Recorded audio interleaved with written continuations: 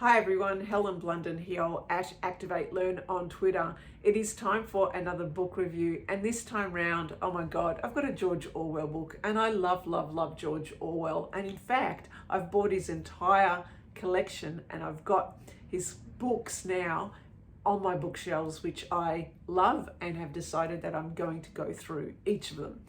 So I picked this one out this time round. It's coming up for air, and it was written in 1950. Now you have to let me know if you've read this book and what you thought about it, because it's not one of his, I guess, more widely known books, but I must admit it was so enjoyable to read. And kind of like the key lessons I got out of this book is the reason I loved it is not just because it's George Orwell, but he touches on a theme that is really important nowadays. What's going through nowadays is we're seeing a lot of change. Our world is in constant flux, okay? And there are times where I have thought, you know what, we had it better years ago. I started to have nostalgia for my younger years, thinking that, you know, it wasn't so bad in the past. And so this is the theme that George Orwell talks about in this book. Now, it's really interesting because it picks out a couple of times in history just before the First World War and just before World War II, when things were going really well and people had a life, they had things to look forward to, but there was change in the air and they knew that there was something happening, and that something was going to disrupt their world and their future. Okay, and I guess we are in a similar position today. And so the feelings of reading what the people were going through just before World War I and World War II, kind of similar as to what we're feeling today. Now, what happens is the character here, George, his name is George, his nickname is Tubby because he's a little bit overweight in his middle age. So George Bowling is a middle-aged traveling sales guy, and he does well in his job. He actually quite likes his job, but he starts to think while he's shaving one day that he's got 17 pounds in his pocket, and he doesn't want to let his wife know that he's got this money. And he decides that he wants to spend the money on something that is not for the family, is not for the wife, that he's not going to share it around, okay? Which is fair enough. I know a lot of people who do that. And so what happens is he decides to go back and visit his childhood home. In particular, there was this pond that had fish, and as a kid, he used to love fishing. That was his passion. He somehow became alive when he was doing this, and he wanted to revisit that feeling. So he decided that he was going to use this money and come up with this cockamamie story to his wife that he's having a job somewhere else, and he was going to travel to Lower Binsfield, where he grew up, and go and visit this pond and go fishing from this pond. Something that he had never done before. He had always had at the back of his mind, but life happened. He grew up, he decided to get married, he decided to have a job, and all of a sudden things like fishing was considered too frivolous. So he wanted to go back and actually do the thing that he loved. Okay, so what happens is he ends up going back to Lower Binsfield, but before all this, we get an indication of kind of like a timeline. We get an idea of his past, his life as a childhood, a happy childhood, and also growing up and working in his uncle's grocery store, and also his time in the army as well during World War I. And so we get this story of how he had these passions as a younger person, but then life just kind of beat him out of it. So all of a sudden he just had to get married, he started working, and before you know it, life goes on.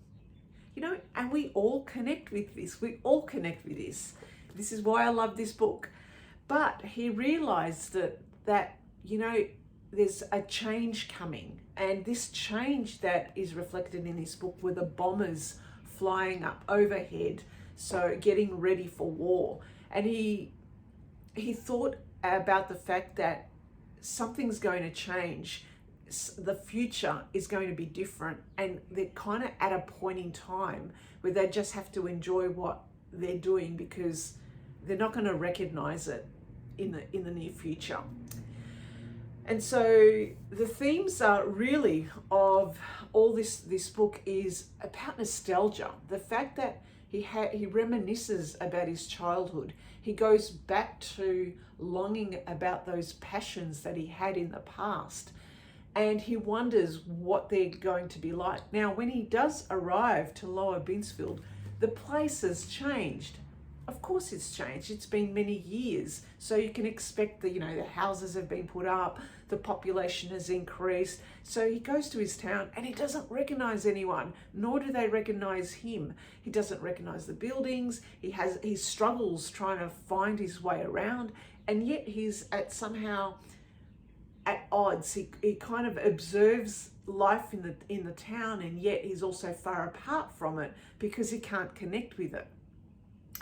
So what he does is he goes and tries and finds the pond, but the pond, of course, is so built up, and there's all these houses, and it ends up a dump, effectively a dump for old cans. And he's so disheartened by it, but he's also not. And so when he goes back to Lower Binsfield, now this is another strange part about this book, because there is a spoiler in the back of the book. It actually tells us that his town ends up being bombed by a RAF bomber. And you go, why did they just spoil the situation here? The thing is, the story is not the spoiler, okay? It's his thinking and the themes of this book and what it is about that is the brilliant pieces. So as you read this, you can just go, oh my God, this is exactly what I have been thinking. The themes of nostalgia, the themes of conformity, the themes of the fact of, have we lost our way while we're trying to get busier, to get richer, to work harder, to fight for our family, to protect our family, to pay off our houses, our mortgages, the investments. We're actually pressured in real life, and we kind of forget that inner kid. But then when we return to that inner kid or that situation or the past environment, we've realized, you know what? Things have really changed, and we've made them so much bigger, beautiful, grander in our head, when in actual fact, it's not. Things have moved on.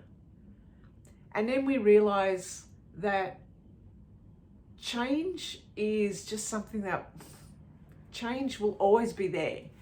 And there'll always be something in our near future that will shake it up, and we will never be the same. So here I am thinking, I'm doing this review. It's 2021. It is August. There's a lot of things happening in the news which is getting me down. Do I reminisce about the past and think the past was great? Well, no, it could have been bad back then. But at the same time, I could be 5 years down from now thinking the same thing. And I think, well, you know what? We do what we can in the life that we have, with the time that we have, and we make our choices as to what we want to do with it. So thank you, George Orwell, for a brilliant book. It's coming up for air. Please let me know if you have read this book. What did you think? I'd be interested. Good one to read. So there you go. Thank you for listening, and thank you for watching, everyone. Bye for now.